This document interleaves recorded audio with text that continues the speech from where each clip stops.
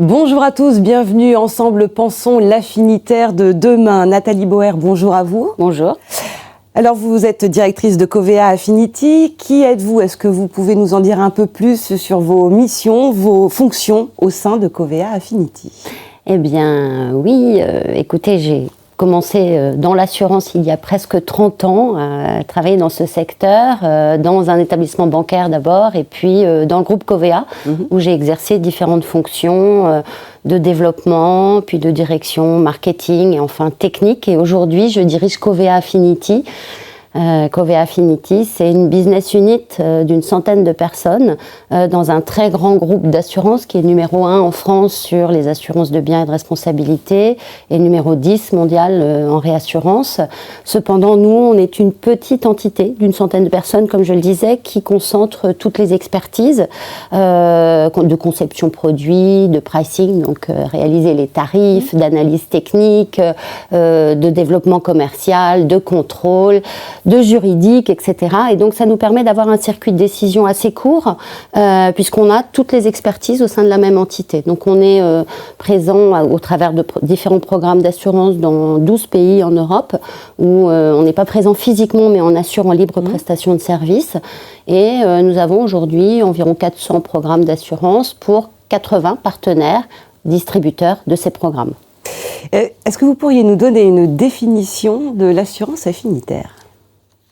Alors, assurance affinitaire, assurance B2B2C, assurance embarquée, quel que soit le nom qu'on lui donne, le principe, selon moi, c'est que ce sont des assurances qui sont vendues par des non-professionnels de l'assurance à l'occasion de la vente d'un produit ou d'un service qui est le leur. Et donc, cette assurance va être en parfaite affinité avec le besoin, le risque à couvrir pour ce consommateur lié au produit qui est acheté ou loué. Mais ce qui se cache derrière ce mot d'assurance affinitaire, en fait, le vrai challenge, c'est que à chaque programme d'assurance qui doit être construit, c'est une sorte de prototype auquel on fait face. On doit reconstruire, construire et reconstruire, voilà. Et on a des problématiques juridiques, de distribution, technologiques, tarifaires, de garantie à reconstruire pour le distributeur concerné. Il faut que ça s'adapte parfaitement au distributeur, à son mode de distribution et à son consommateur qui quand même est le plus concerné au final par cette garantie ou ce produit d'assurance.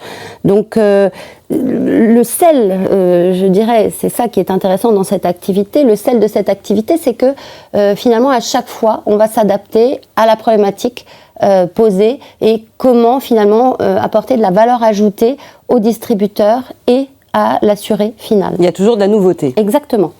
Alors, est-ce que vous pouvez nous dire plus précisément quels sont les produits, les services que votre entreprise propose en termes d'assurance affinitaire? Classiquement présent sur tous les segments de l'assurance affinitaire, dommages, pertes financières, individuels, accidents, assistance, etc.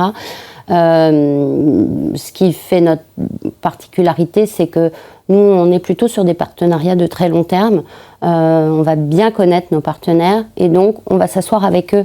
C'est une image, à côté d'eux dans leur siège pour comprendre la problématique qu'ils ont à résoudre, voir comment les aider à ajouter de la valeur dans leurs propositions et tout en rendant un service à leur consommateur qui sera notre assuré final. Voilà, ça c'est très intéressant. Et vous êtes spécialisé dans l'automobile notamment? Alors, on a une grande expertise dans l'automobile. Ça fait 40 ans, on a été créé avec le secteur automobile, par le secteur automobile. C'est ce qui représente aujourd'hui l'essentiel de notre activité. On accompagne des captives financières de constructeurs, des sociétés de financement, des distributeurs et on a parmi nos partenaires les plus grands noms du monde de l'automobile. On a une expertise très forte naturellement dans ce secteur, dans nos équipes et plus récemment on a développé des savoir-faire, des produits sur tout ce qui est produits nomades, nouvelle mobilité, l'équipement des entreprises en leasing également, qu'on accompagne également. Donc voilà, on travaille avec des fabricants, des distributeurs et puis des organismes de financement et des sociétés de leasing. Ça, ce sont nos principaux clients. Dans l'auto à l'origine et puis hors auto aujourd'hui, où on continue à se développer. Voilà.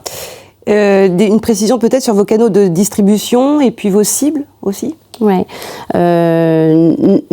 Les canaux, ce sont finalement les canaux des distributeurs. C'est-à-dire que si le distributeur distribue dans des magasins physiques, la distribution sera faite par un vendeur, un humain.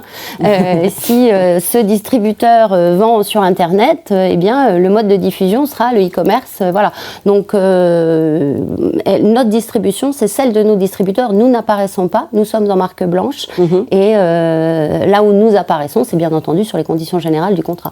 Voilà, parce qu'on est assureur, donc on est là pour régler les sinistres. Et toujours à leur côté, comme vous l'avez dit. Et toujours à leur côté, en essayant de créer de la valeur pour eux et pour les assurés finaux. Très bien. Alors Nathalie Bauer, bonjour. Vous êtes directrice de Covea Affinity. Nous allons parler à présent du marché en fait de l'affinitaire en France. Quels sont un peu vos éléments clés de description de ce marché ?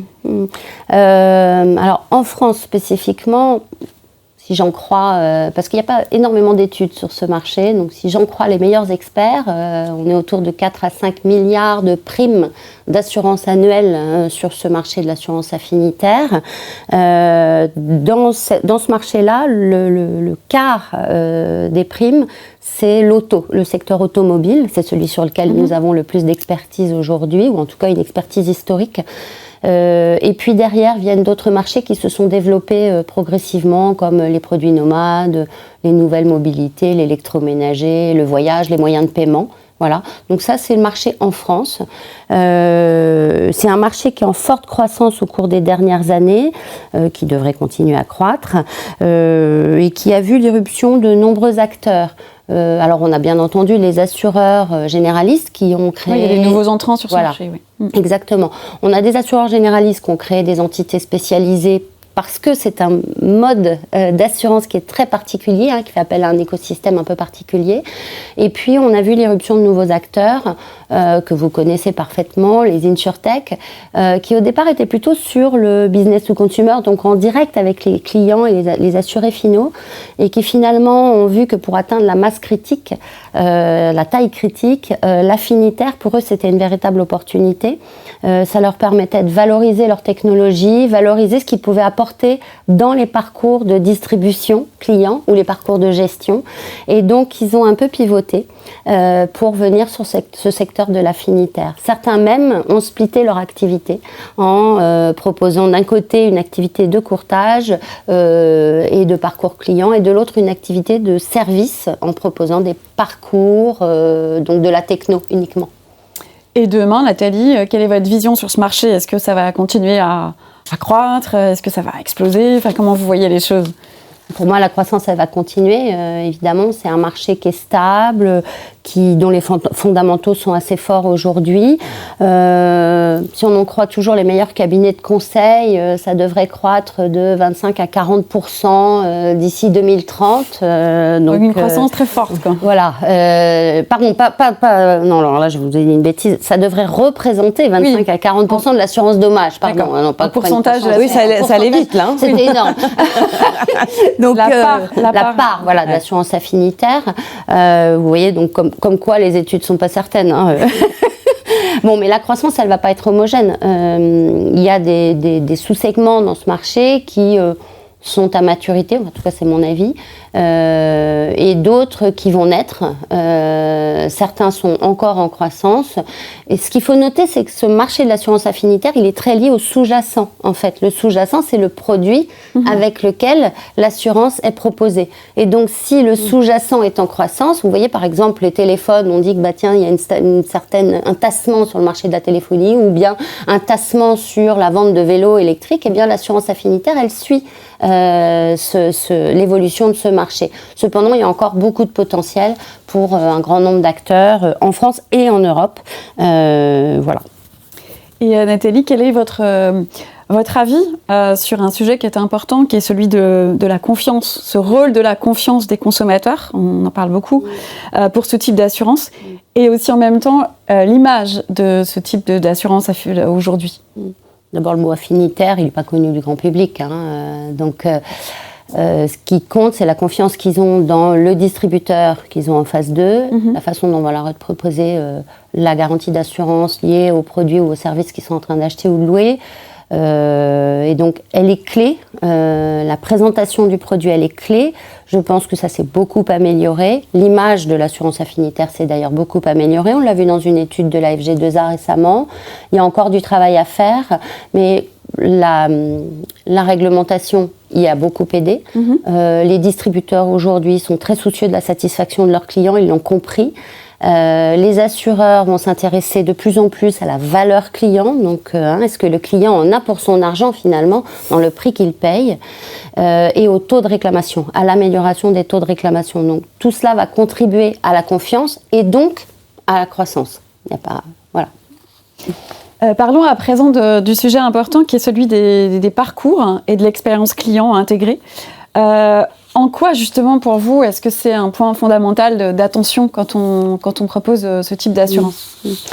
Alors, vous l'avez compris, la particularité de l'assurance affinitaire, c'est qu'elle est proposée au moment où le consommateur achète un produit ou un service en affinité avec cela. Donc, elle va enrichir la proposition de valeur du distributeur, mais il ne faut pas que cet ajout dans le parcours client vienne perturber la vente du produit du distributeur. Donc, il faut que ce soit suffisamment rapide, simple, ce qu'on arrive à faire aujourd'hui, notamment grâce à l'apport des InsurTech, pour bien s'intégrer dans le parcours. Donc, le rôle des InsurTech, le rôle de la techno pour bien s'intégrer dans le parcours, qu'on soit en magasin ou en e-commerce, il est clé. L'assureur, je dirais pas qu'il n'est pas important à ce moment-là, mais il a moins le savoir-faire que des spécialistes du parcours client. Oui, c'est cette exécution en fait qui est importante. Exactement. Vous l'avez mieux dit que moi. Et demain, est-ce que vous voyez cette tendance en fait persister sur ce rôle du parcours, de l'expérience ? Est-ce que ça va continuer à être au cœur pour le succès de ces produits ? Je crois, oui, que c'est véritablement une des clés du succès. On a beaucoup d'acteurs qui se spécialisent et je pense que le fonctionnement en écosystème où chaque acteur sait s'associer avec un autre pour proposer le meilleur programme d'assurance à un fabricant, à un distributeur, à un leaser, en associant les différentes compétences qui sont celles de la distribution, celles de la gestion, celles de l'assurance et celles de la réglementation, etc. Cette association-là va véritablement permettre de continuer et d'améliorer encore les produits en termes de garantie, de simplicité de parcours, de rapidité d'exécution. Si on parle d'un sujet aussi qui est dans les préoccupations des Français, de chacun de nous, sur les enjeux sociétaux, comment est-ce qu'aujourd'hui cette assurance affinitaire intègre-t-elle en fait ces points ? Et si vous avez des exemples d'actions de Covéa Affinity en la matière ? Il y a de nombreuses initiatives qui sont menées par l'ensemble des assureurs. Chez nous, par exemple, comme on travaille beaucoup avec nos partenaires à essayer de lever les freins de leurs clients pour acheter ou louer certains de leurs produits, et bien, par exemple, dans le domaine de l'automobile, on travaille avec eux pour lever les freins sur le véhicule électrique. Donc on va mettre des garanties partout où on va trouver des freins, on va proposer des garanties partout où on va trouver des freins chez les consommateurs, par exemple pour la durée de vie de la batterie, par exemple pour les pannes de batterie, on va passer des partenariats avec des sociétés qui sont capables de venir recharger la batterie, donc on va étendre la garantie de la batterie, on va couvrir les dommages à la batterie, voilà. Donc c'est pour chaque problème posé, comme je vous le disais tout à l'heure, on s'assied avec le distributeur ou le leaser dans son siège et on va essayer de proposer les garanties qui lèvent les freins de ces consommateurs ou qui apportent de la valeur ajoutée à son package de services. Et si on se projette un peu, quels sont pour vous les champs à venir, les nouveaux champs de cette assurance affinitaire ? Alors on observe le cyber, nous, mais pour l'instant on ne fait que l'observer parce qu'il y a de gros besoins sur les particuliers. Mais comme je vous le disais, nous, notre spécialité, c'est l'assurance affinitaire, donc il faut arriver à proposer un produit qui répond à un réel besoin, à un tarif adapté et au moment de l'achat ou de la location d'un produit qui soit parfaitement en affinité avec l'assurance qu'on veut proposer. Et pour l'instant, tout ça réuni, on ne l'a pas encore conçu. Donc, on reste en observation, on réfléchit, mais voilà. Par contre, il y a un domaine où là, on voit que ça va vraiment croître, c'est l'assurance auto. L'assurance auto, aujourd'hui, distribuée au moment de la vente du véhicule, c'est rien, c'est 2% des assurances auto vendues aujourd'hui. En revanche, il se passe un phénomène de marché, c'est que aujourd'hui, 50%, 52% même des Français, si je ne prends que la France, ont choisi une formule de leasing, choisissent une formule de leasing ou une formule d'abonnement pour leur véhicule. Donc, une majorité d'entre eux aujourd'hui, on a passé les 50, n'achètent plus leur véhicule. Et donc, celui qui va louer le véhicule, le leaser, il est dans la meilleure des positions possibles pour ajouter dans son package de services une proposition d'assurance, d'autant que qu'est-ce qu'attendent ces Français, ces clients? Ils attendent de la simplicité en fait, ils n'ont pas envie de passer un temps fou à aller chercher les garanties d'assurance, déjà qu'ils sont allés choisir et comparer leur leasing, donc il est en meilleure posture. Et ça tombe bien, puisque ce marché va encore augmenter de 50%. Les meilleures prévisions nous disent qu'on serait à 70% en 2030. Donc c'est un boulevard qui s'offre à eux en termes d'assurance. C'est une vraie évolution de l'assurance auto, oui, un changement de et donc, paradigme. Exactement. C'est pour nous la plus grosse évolution qui va s'opérer dans les temps à venir. Et vous êtes présent, Covéa Affinity, dans le monde entier, en LPS. Et quel est un peu un exemple éclairant que vous pourriez nous partager sur des usages intéressants dans le monde de l'assurance affinitaire? Là, si on prend l'assurance auto, si on rebondit sur ce qu'on vient de se dire, nous, on est très présent en Italie. On est un des leaders de l'assurance en Italie. Et là-bas, l'assurance auto vendue au moment de l'achat du véhicule, c'est majoritaire. Donc, c'est une différence culturelle que vous observez par rapport à la France dont on vient de parler. En Scandinavie également, l'assurance auto est très vendue avec le véhicule, notamment parce qu'elle est subventionnée par les constructeurs.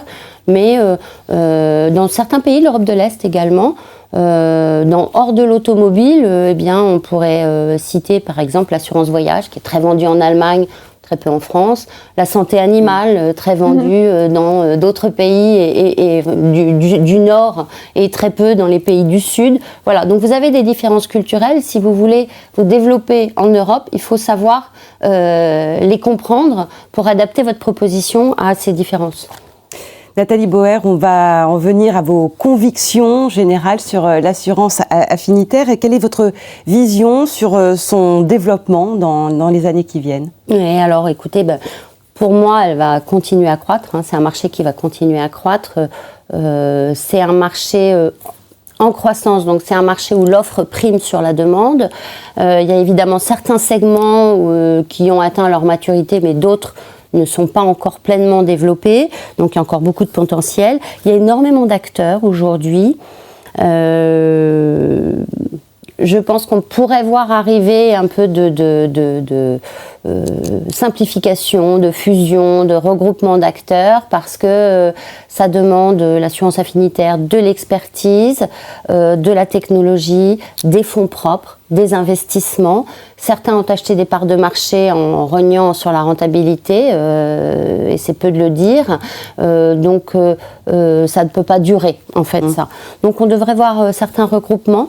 Un autre élément, c'est que le niveau de qualité attendu par les clients de nos distributeurs, des distributeurs et donc qui sont les assurés finaux, il augmente. Et la réglementation va dans le sens de ces assurés, toujours plus protectrice envers eux. Tout ça va augmenter le niveau d'exigence et donc je pense qu'on ne peut pas être bon partout. Et donc quand on ne peut pas être bon partout parce que ça nécessite d'investir énormément, on fait des choix et donc on se spécialise. Et donc le corollaire de cette spécialisation, c'est de travailler avec d'autres, de s'associer avec d'autres, de travailler dans un écosystème d'acteurs où chacun est bon sur une des composantes, une des briques de la chaîne de valeur de l'assurance affinitaire. Je vais vous demander maintenant de vous prêter à un exercice un peu particulier, Nathalie Bauer. Vous allez regarder la caméra sur le sujet de l'assurance affinitaire. Si vous aviez en 1 minute maximum devant vous des milliers de clients finaux, que leur diriez-vous? C'est par là. Alors, l'immense majorité des garanties et des produits d'assurance affinitaire qui vous sont proposés en magasin ou sur Internet au moment où vous achetez un produit ou un service sont de bonne qualité. Elles répondent à un besoin qui naît du fait de l'achat de ce produit. Les garanties sont bien couvrantes et le tarif est bien positionné. Donc, vous pouvez normalement, dans la majorité des cas, et avec des assureurs de référence, acheter, souscrire cette garantie en confiance. Ceci dit, si je peux me permettre, on vous remet un certain nombre d'informations juste avant de signer. Il y en a un document dans ces informations, standardisé, sur fond bleu, qui existe dans tous les pays d'Europe et en France et qu'on vous remet à chaque souscription d'un produit d'assurance. Je vous conseille de le lire. Ça ne fait qu'une page. Lisez-le, vous saurez ce que vous êtes en train de souscrire et votre vendeur vous attendra quelques instants. J'en suis certaine. Merci beaucoup pour ce précieux conseil. Merci Nathalie Bauer. Merci.